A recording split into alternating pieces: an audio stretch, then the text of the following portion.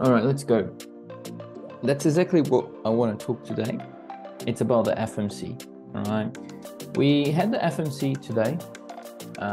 It was 4 a.m. for me. I was awake. I saw the release. We seen some huge moves on gold, euro dollar, pound dollar. We saw huge moves on major pairs, and I don't trade much minor pairs, but imagine on those exotics and minor pairs how big the move could be. So there are lots and lots of opportunities on the market at the moment, and ACY of course has the best pricing, the best spreads, very competitive, to be honest. So yeah, if you haven't yet tested out our accounts, please do it. So do a demo account and see how you go with it. Okay, so we saw Jerome Powell coming in and doing a out of nowhere 50 basis point cut. Now, this sentence doesn't make any sense, like out of nowhere, right? I'm just telling what I've heard on the media. Jerome Powell came in and done a out of nowhere basis a 50 basis point cut. Well, first of all, it wasn't out of nowhere because we knew the market was priced in a 50 basis point cut. We just didn't believe on that. And I have so much things to talk about, to be honest, that it's I've made a video today. So if you haven't yet watched the video, after we finish the webinar, I would highly recommend you to go and have a look at it, where I talk about the decision. But there are some main points I wanna touch base today. So first one, let me get my pen. So first one is why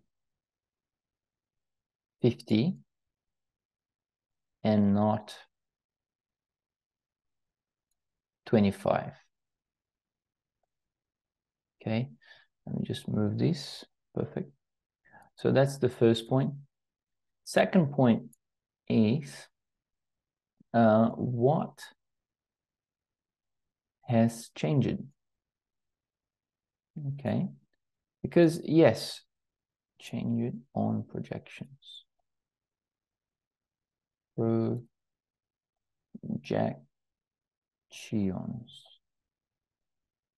Okay, sorry. So yes, some of the things have changed on projections. And third, and I think the most important is what next? Right? What next? Because we have been coming from a perspective of the market, right? We have been coming from one way of trading the market. Sometimes we had much more data coming from US, and that was making the US dollar much stronger. And now we had such a not a downturn, we had such a completely opposite move of what just happened in the market this morning on Australia time, that what will change? What's next? Okay, what's the Fed has say? What are the projections for until December? Are they cutting more? Are they pausing? Is this the only 50 basis point cut they're going to do this year? What's going to happen? Okay, and most importantly, what's going to happen with the US dollar? Okay, because this is what everyone wants to know. Okay, we've seen the US dollar breaking through. Oh, actually, before, let me take a screenshot of that. So that's going to be pretty much our talking points today. First one, why 50 basis points and not 25? Second point is what has changed on the projections. And third, but not last and least, is what's next, and especially for the US dollar. Okay, so I'm going to take a screenshot of this. I always leave it on my side notes. There we go. Let me take all of this off. Perfect. So we've seen here on the US dollar index a breakthrough the level of 100.500. Okay, let's let's call it 500, but not on the 4 hour and not even on the 1 hour, but yet on the 5 minutes. So we saw this spike happening right on the release at 4 a.m. Okay, so this bearish candle here, followed by some other spikes to the downtrend. Okay, as I say, if they did do a 50 basis point, as they've done, that's what the market would be felt, right? A very dovish approach to the market. And the reason is, first of all, we have to understand that, yes, lower rates means, first of all, when something big like that happens on the market, like a FOMC meeting, it's one of the hugest, I would say, anything related to US, it's very big because it moves not only the US dollar, not only the US economy, but yet pretty much 65 to 70% of the market gets in some way, in some direction, in some way of volatility. Okay, so yes, it's one of the biggest events that happens on the forex market. So when something like that huge happens on the FOMC, everyone is closing, paying attention. Everyone is on the screen. Everyone is listening to it, right? So I have it here, the CNBC television channel. Only on here, we've had 300,000 people watching, okay? But if we look at the other channels, like Bloomberg, 700,000 views, okay? So that's a million people watching already, all right? What else? We did got the Wall Street Journal, 182,000 people watching, all right? 27,000. So this is what the media is talking about. So everyone is paying attention. So yes, it will have a huge effect on the market, okay? Now, let's say that the pool announces a 50 basis points rate cut that they did. Typically, it will weaken the currency, okay? Because the dollar, as we saw here, have come from 106, if I'm not wrong. Yeah, 100,880, all the way back down to 100,500, 215, okay? So nearly 200,000, nearly to here. If we break through this level, maybe we could see potential continuation to the downtrend, okay? But we haven't broke through, so that's fine. So typically it will weaken the currency because lower rates make a currency less attractive, okay? So let me note that down for everyone. Let me grab my pen. So lower rates equals to less attractive currency. Does anyone know why? If you know why, or if you think you know, or maybe you have some idea of why this, please put in the chat. Let me just give a sip on my coffee here. Jerry, nice to meet you, Jerry. Welcome. I think it's your first time here. I never saw you here, so welcome. All right. We have some answers. So Steve will say less return. Ryan and Nelson say because they earn less money on investors. That is completely correct. So the reason is less attractive for a currency is because the rates are lower. That means that investors will search to other opportunities. It's going to be OPP, opportunities, okay? So that means that if USA has a 4.75% target rate, and Australia has a 5.5%. Is it more attractive investing on US or Australia? Well, very easy, Australia, right? Because Australia is paying 25%, 0.75% more than US.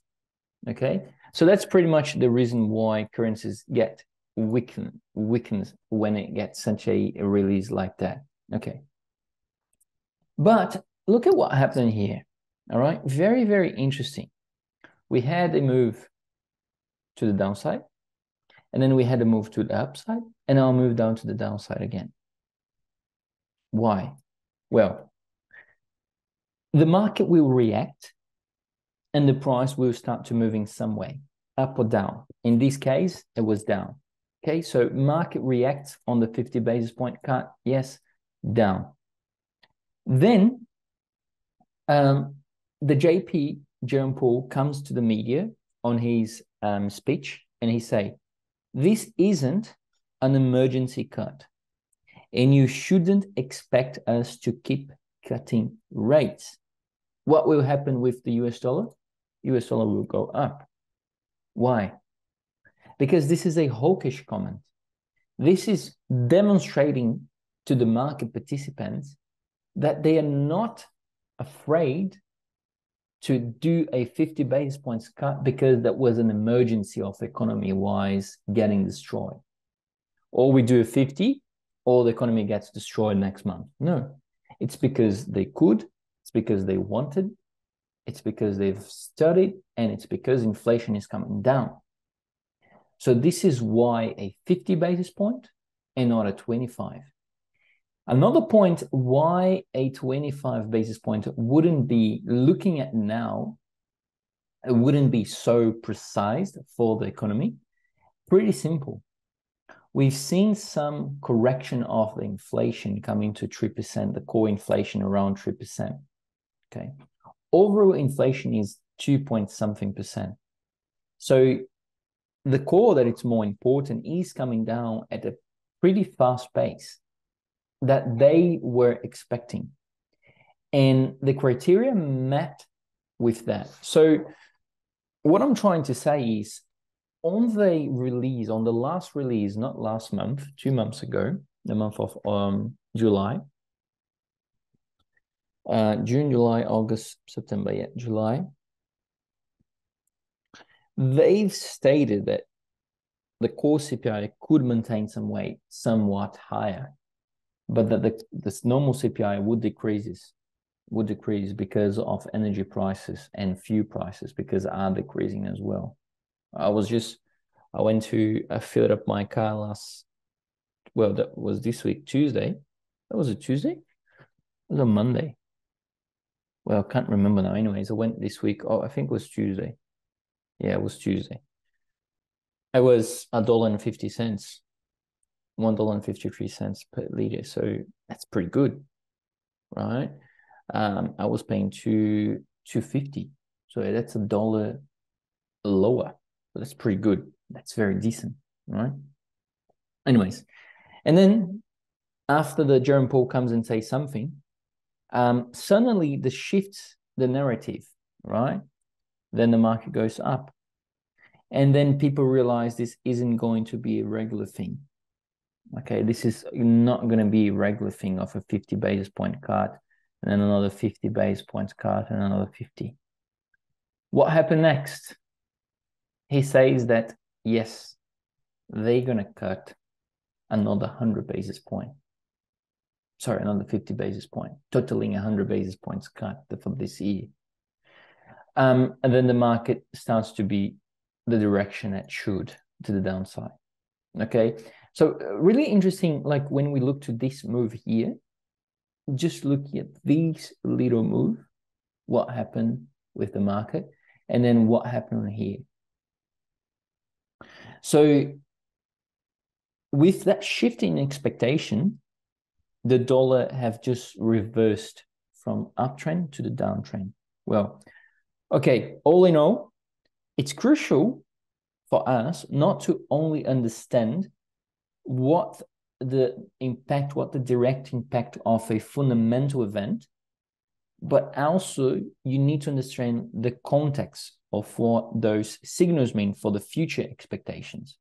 Okay, so this is why understanding both the fundamental and the deeper implications is the key to trading the market on an effective way. And that's what I always say. That's what I've always been saying, okay? Fundamentals, where's my pen? Fundamentals, context,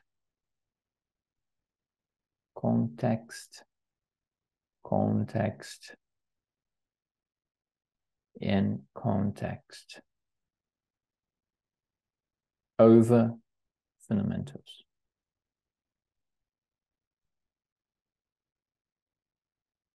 Okay, pay attention to these, okay? You have to pay attention to these, otherwise this won't make sense. So you need to have the context, you need to build a context around the fundamentals. It just doesn't matter that the Fed has cut 50 basis points. What it matters is, what are they going to do next? That's what you need to be asking yourself. What is the Fed looking to do next? So what has changed? Okay, that's our second topic. So I've mentioned why a 50 and not a 25. And now I want to mention what has changed. I'm just give it a sip of my coffee again. What's your favorite coffee, guys? Let's relax for a minute. Does anyone go for the coffee shop and ask for, I want this coffee every time you go there? My coffee is the caramel latte. Caramel latte is my favorite one. So you guys know, no? Anyways, so let's move on for the Fed, okay? I'm going to send this link so everyone can follow ahead with me. Got the same coffee shop for long black. For a long black, that's good. Not really much of a thing here. Oh, really? Okay. Jerry say insightful review. Thank you, Jerry. Hopefully you're liking your first day here.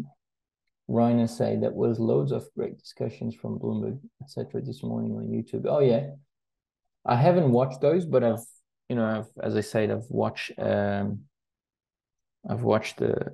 actual rate statement that we're gonna be having a look soon. I'm just gonna go through these and we're gonna have a look soon on that. Yeah, so I've sent the link to the Federal Reserve website so you guys can follow with me. Okay. September 17 to 18. Okay, actually it was on the 19 here, so it's very interesting to see. Let's click on statement, PDF, HTML, and the projection material HTML as well. Okay, 2 pages will pop up, one for the press release, and the Federal Open Market Committee, the summary of economic projections. Let's go to the press release first, okay? Adenuga asked, how soon do we expect the XY to start going strong again? Well, that's my last point for today, so I'm going to be talking to you soon. Okay, so let's go. Oopsie. There we go. So recent indicators suggest that economic activity has continued to expand at a solid pace. That's good. Job gains have slowed, yes, and the unemployment rate has moved up but remains low. Well, this is not good, okay? he has to say that the unemployment is not high. I mean, come on, if he says that unemployment is high, then he can destroy the economy. So he has to say this every time. But he's on a 4.2%. And guess what? They are expecting to be at 4.4% on the new economic material, projection material that we're going to be having a look soon on here, okay? But this is scary. This is scary. 4.4%, all right? Moving on. Inflation has made further progress toward the committee's 2% objective, but remains somewhat elevated. This is good, all right? Further progress towards the committee 2% objective. And yes, it remains somewhat elevated at 3%, the normal, the core CPI, and 2.3%, if I'm not wrong, the normal CPI, including food and energy prices, okay? The committee seeks to achieve maximum employment and inflation at the rate of 2% over the long run. The committee has gained greater confidence. That's really important.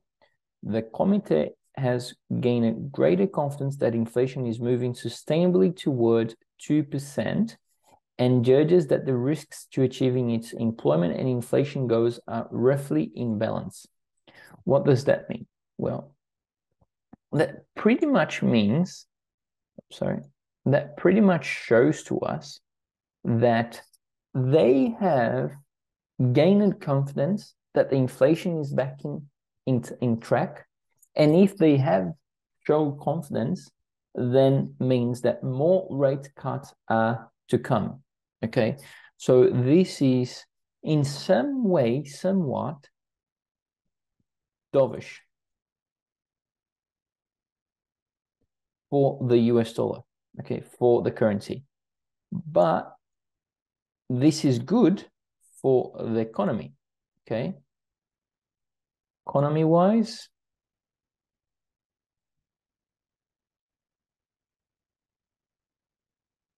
is good. Okay, moving on.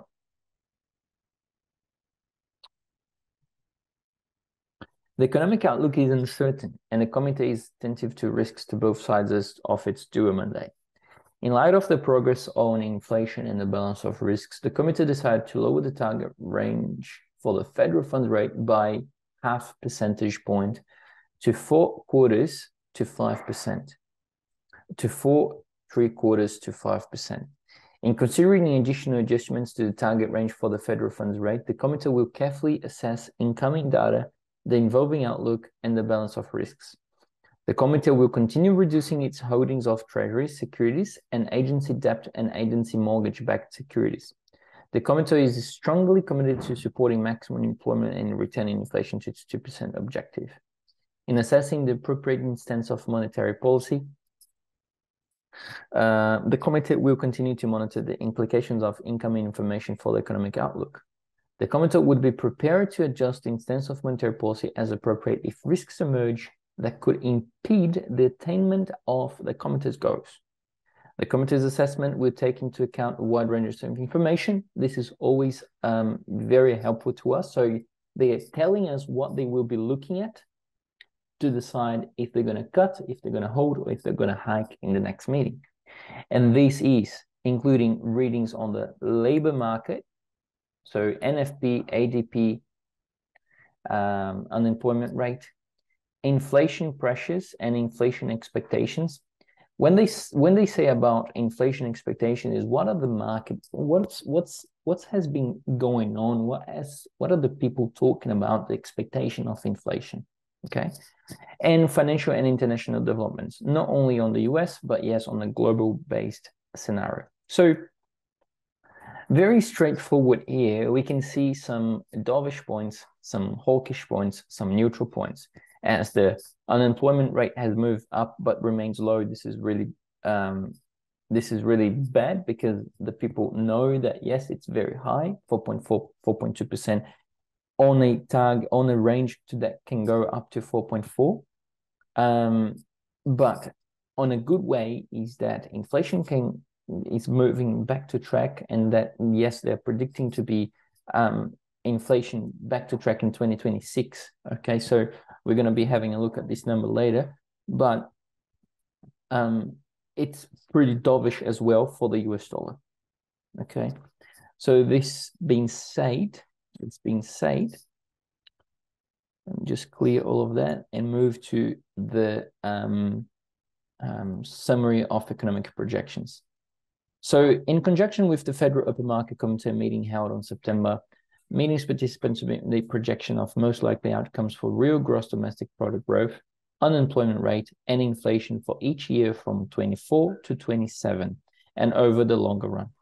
So this material is really helpful. We're not going to have a look on everything here because I've done this already. I'm just going to go through what is more important. So for those who haven't got the access, I'm going to send the link for each of these. So the first link is for the Fed, the second link is for the press release, and the third link is for the summary of economic projections. Now, let's have a look at the GDP. In 2024, they're expecting to end the year at 2%. But the central tendency that means is what most of the guys that voted is between 1.9 to 2.1%. And the range can be from 1.8 to 2.6%. Okay, 2.6 being the best and 1.8 being the worst. All right, but averaging 2%. That's what they are expecting. All right. Now, the PCE inflation, they're expecting to be at 2.3%. Okay. But interesting enough, look at what they think about the GDP for until 2027. No changes. Okay. And if we look at this range here, they are looking at around, they're looking at 1.8, 1.3 being the worst to 2.6 being the best. Okay, so that's the range from 2024 all the way to 2027. Okay, so that's very interesting to see that they are not predicting any growth on the country, on the economy, but yet they're predicting in a lower PCE on the longer run. That is good. Okay, so 2.3% for 2024, 2.1 to 25, 2 for 26, and 2 for 27. And the range for that is on the 2.1 to 2.7 for 24, and 2.1 to 2.4, 25, 2 to 2.2, 26, and 2.1 in 21. Okay, and that means the longer run at 2%. Now, the federal fund rates, that is the most important thing that I would like to say, is 4.4 for 2024. And remember what they are now. So where is it? Come here. There you go. 4.65, pretty much 4.65 rate.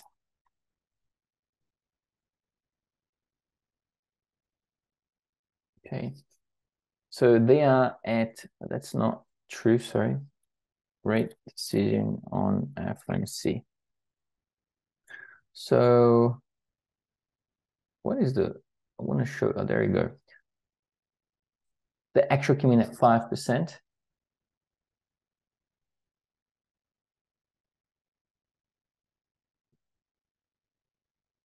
Um, 5%. So the actual came in at 5%. So what does that mean? That they are looking to cut another 60 basis point. Interesting, isn't it? So let me move my pen here.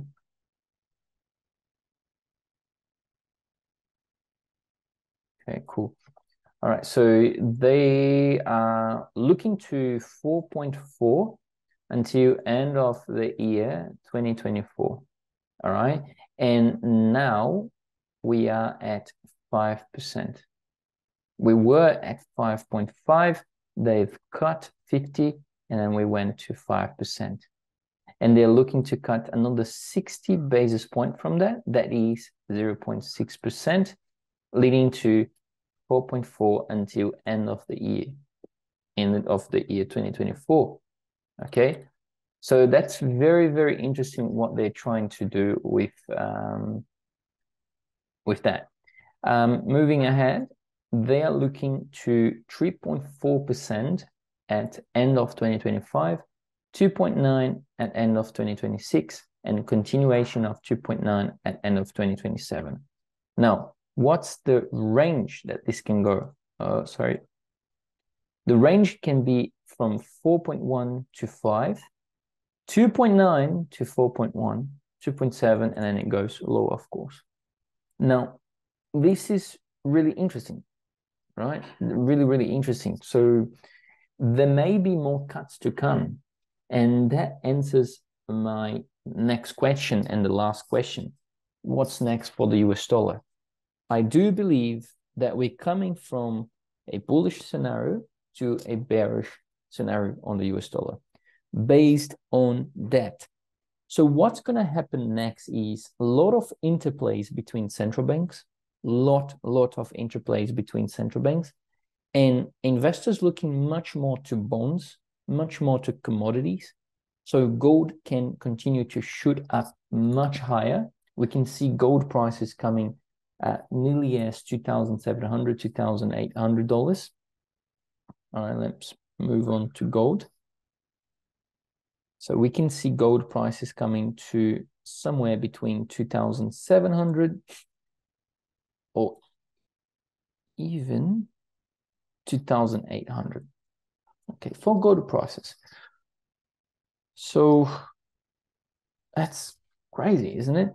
If we look at the projections here at the CME, they're already 67% of the people expecting 25 basis point cut for the market in the 7th of November, and another 25 basis point cut in December. So another 50 basis point for this year.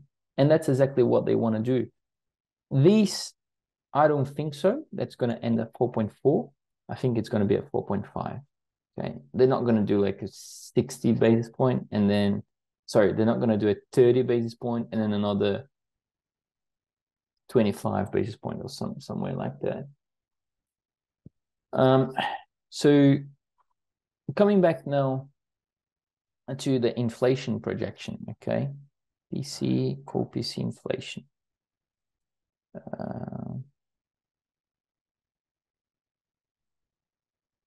PC, changing real GDP, GDP growth, unemployment rate. Yeah, that's interesting. Another thing that I want to talk as well. They are expecting to have even 4.4, okay, maximum 4.4. As I say, that's what they are expecting, 4.4% in unemployment rate. So yes, we are at this moment around 4.2, 4.1. That's what we were. 4.3 maximum we've reached it. And there are still room for another 0.1% higher, so 4.4. So that is another point to see that the economy is deviating to somewhat a more dovish way, a more bearish way over US. Okay. PC inflation, PC. I just want to show you guys one more last thing. Let's show this already. GDP,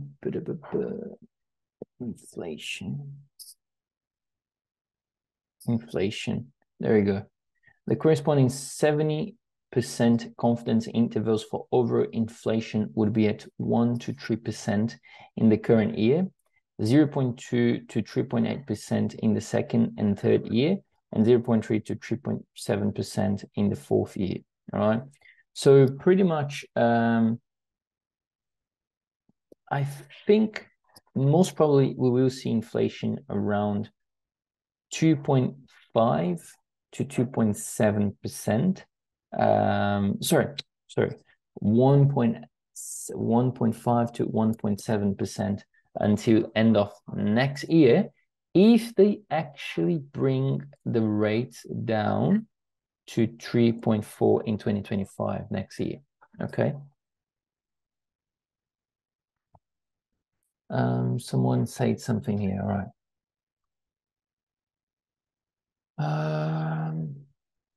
Ryan Nelson, you as good as Bloomberg Looker. Oh, wow. Thank you. One of the analysts went through that as well. So Jerome Powell trying to sound hawkish doesn't stack up with the figures. Correct. That's exactly what I say to you. So when the media actually, that's exactly what I've drawn here, right? 50 basis points cut, and then Jerome Powell try to sound a bit hawkish, and then the market goes up. Of course, people like to make money, so they just run with the market. And then now, after Jerome Powell has said, people are looking at the numbers and they're like, oh, it's not good. Let's short it. Jerry asked, so please, do you have a YouTube channel where I could watch your previous videos? I love your deep understanding of the market fundamentals. I certainly have. Here's the YouTube channel. Let me just grab it for you.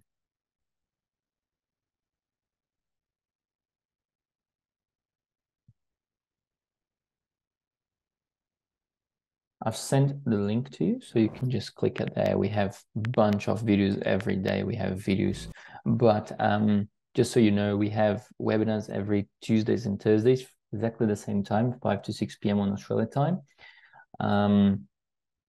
So yeah, that's our channel, ACY Securities. Okay. Like Luke already said, JP was going to try, it's possible to sound hawkish despite the surprising catastrophic 50 basis points cut. Yeah, correct. That's what I said on Tuesday. If you guys pay attention to what I say, that's exactly what I say.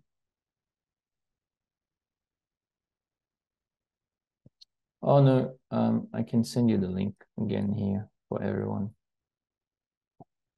All right. Okay. Cool.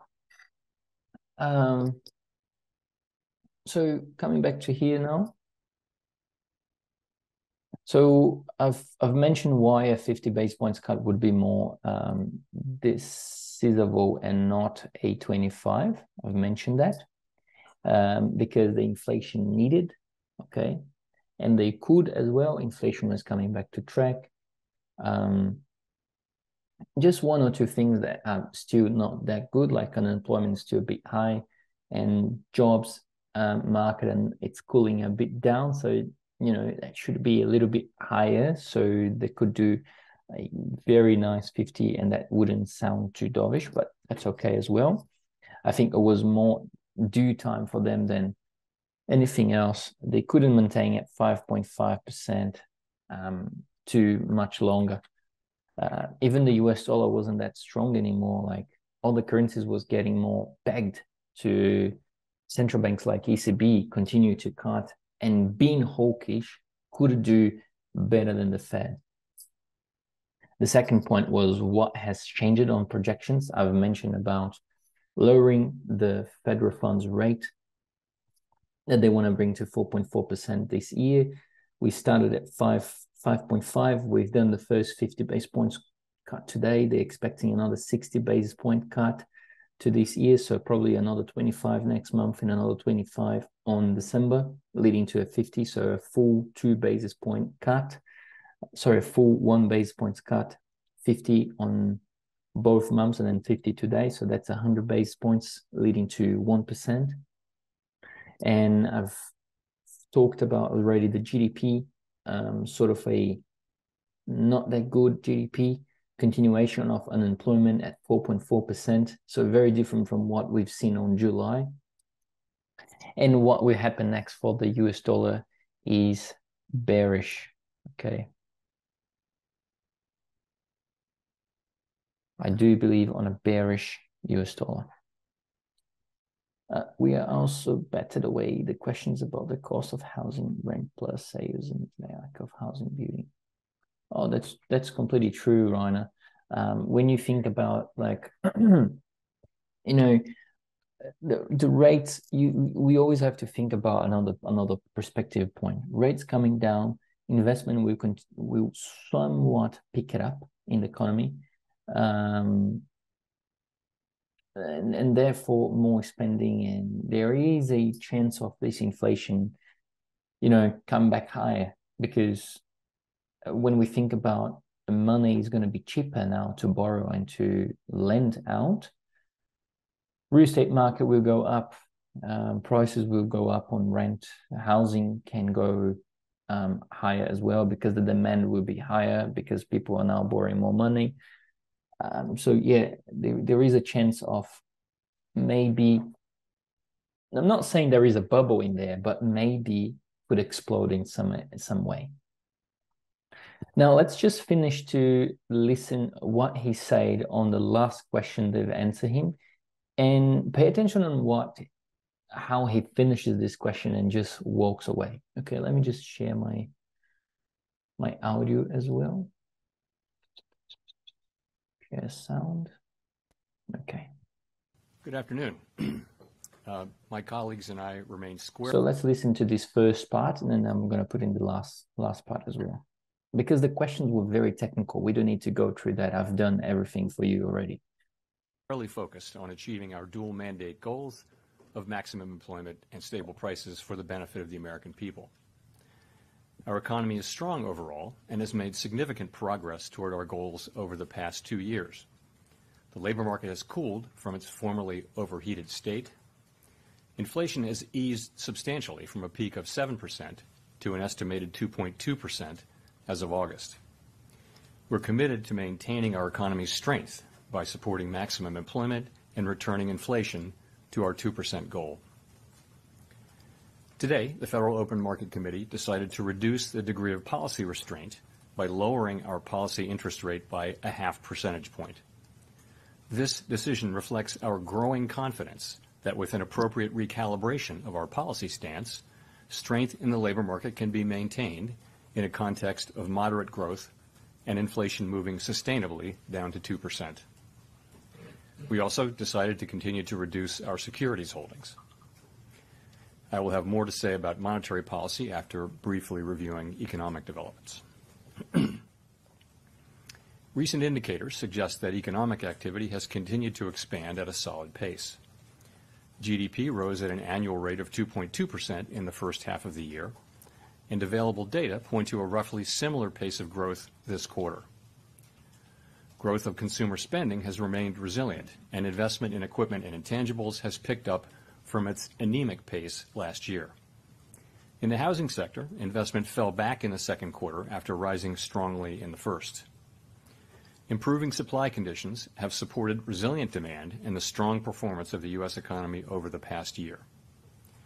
In our summary of economic projections, committee participants generally expect GDP growth to remain solid, with a median projection of 2% over the next few years.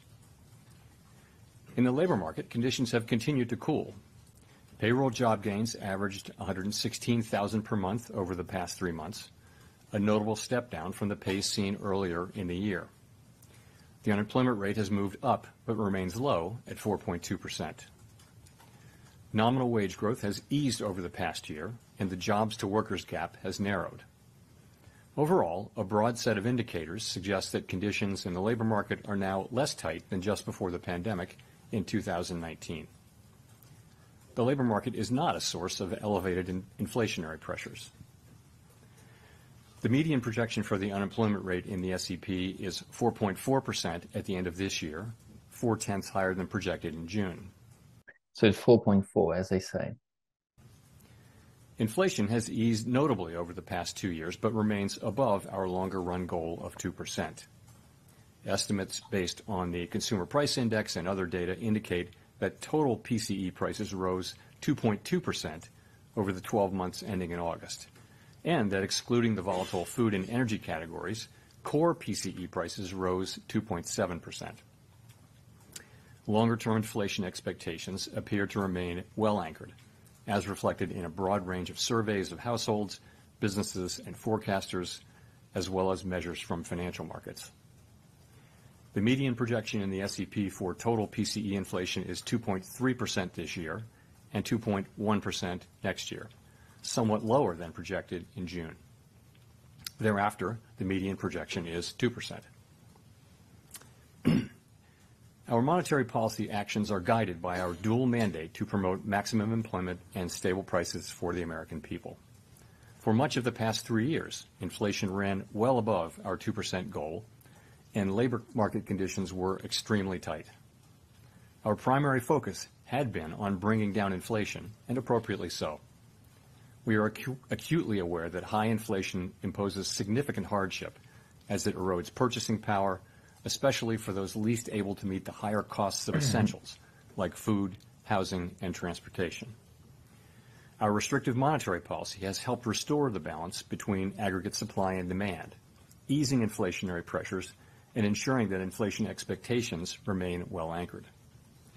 Our patient approach over the past year has paid dividends.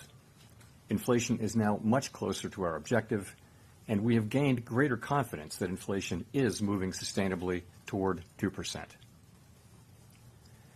As inflation has declined and the labor market has cooled, the upside risks to inflation have diminished and the downside risks to employment have increased. We now see the risks to achieving our employment and inflation goals as roughly in balance, and we are attentive to the risks to both sides of our dual mandate. In light of the progress on inflation and the balance of risks, at today's meeting, the committee decided to lower the target range for the federal funds rate by a half percentage point to 4.75% to 5%.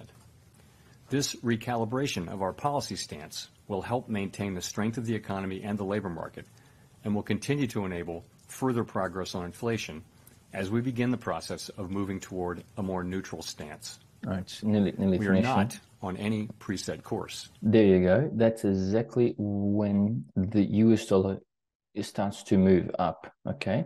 And if you hear it, that's exactly what he said. We're not on a predefined, and that he's trying to be hawkish. He's trying to not lose the power of the US dollar writing this sentence. Listen. And will continue to enable further progress on inflation as we begin the process of moving toward a more neutral stance.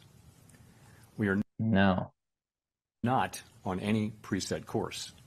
We will continue to make our decisions meeting by meeting. And then he ends like a data-dependent approach. We know that reducing policy restraint too quickly could hinder progress on inflation. At the same time, reducing restraint too slowly could unduly weaken economic activity and employment.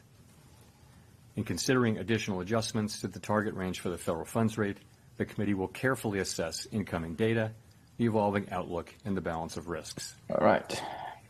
In our SEP, FOMC participants wrote down their individual assessments of an appropriate path for the federal funds rate based on what each participant judges to be the most likely scenario going forward. If the economy evolves as expected, the median participant projects that the appropriate level of the federal funds rate will be 4.4% at the end of this year and 3.4% at the end of 2025. These median projections are lower than in June, consistent with the projections for lower inflation and higher unemployment, as well as the changed balance of risks. These projections, however, are not a committee plan or decision. As the economy evolves, monetary policy will adjust in order to best promote our maximum employment and price stability goals. If the economy remains solid and inflation persists, we can dial back policy restraint more slowly. If the labor market were to weaken unexpectedly or inflation were to fall more quickly than anticipated, we are prepared to respond. Policy is well positioned to deal with the risks and uncertainties that we face in pursuing both sides of our dual mandate. The Fed has been assigned 2 goals for monetary policy. It doesn't matter. And just the last question here, I want to show to everyone. This one. To align itself on merger. You know, I would bounce that question to Vice Chair Barr. After it's a good question, but he I don't have that today. finishes. Thanks. Jennifer for the last question. Yep, there we go. Thank you, Chair Powell. Jennifer Schonberger with Yahoo Finance. You said earlier that the decision today reflects with appropriate recalibration strength in the labor market that can be maintained in the context of moderate growth. Even though the policy statement says you view the risks to inflation and job growth as roughly balanced. Given what you've said, though, today, I'm curious, are you more worried about the job market and growth than inflation? Are they not roughly balanced? Look at how good this question is. He's pretty much asking him, do you think inflation is under control and the job market is losing control? And second, do you think we are on a recession? He should analyze this question more carefully, all right? And the answer he gives is such a simple answer, and you guys are going to see this, and it just makes me feel he is hiding something. Okay, so let's have a look on that, and then we end for today. No, I think, and we think they are now roughly balanced. So if you go back for a long time, the risks were on inflation. We had a historically tight labor market, historically tight. There was a severe labor shortage, so very hot labor market, and we had inflation way above target. So, that said to us, concentrate on inflation, and we did for a while, and we kept at that. The stance that we put in place 14 months ago was a stance that was focused on bringing down inflation. Part of bringing down inflation, though, is cooling off the economy and a little bit cooling off the labor market. You now have a cooler labor market in part because of our activities. So what that tells you is it's time to change our stance. So we did that. The sense of the change in the stance is that we're recalibrating our policy over time to a stance that will be more neutral. And today I think we made a good, strong start on that. I think it was the right decision, and I think it should send a signal that that we're committed to coming up with a good outcome here. Is the economy more vulnerable to a shock now that could tip it into recession? I don't think so. I don't think so. As I look, well, let me look at it this way. I don't see anything in the economy right now that suggests that the likelihood of a downturn is elevated. Recession, he replaces for downturn. Okay, I don't see that. You see growth at a solid rate. You see inflation coming down, and you see a labor market that's still at very solid levels. So I don't really see that. No, thank you. And then he just leaves. Thank you. And that was all. So yeah, I'm gonna leave this with everyone so everyone can sort of have this seed on your mind and think about it, what's happening on here. All right, guys, thank you so much. Hope everyone have a lovely weekend ahead. I see everyone back on Tuesday. And if you have any questions, please use the comments on the YouTube channel, on the videos. You guys can answer me questions there. I will be definitely willing to help everyone. All right, guys, thank you so much. Thank you, Rainer. Thank you, Chukuyudi. Thank you, Ren. Thank Jerry to coming today. And thanks to be here. Have a great weekend. Talk to everyone soon. Bye-bye.